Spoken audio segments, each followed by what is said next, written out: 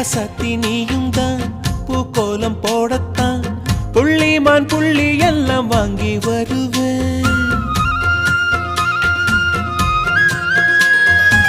சாமிய சந்திச்சா என் ஆயுள் காலத்து உன்னோட சேர்க்கும் வரம் வாங்கி வருவேன். தோளுல ஊஞ்சல் கட்டி தோகமையில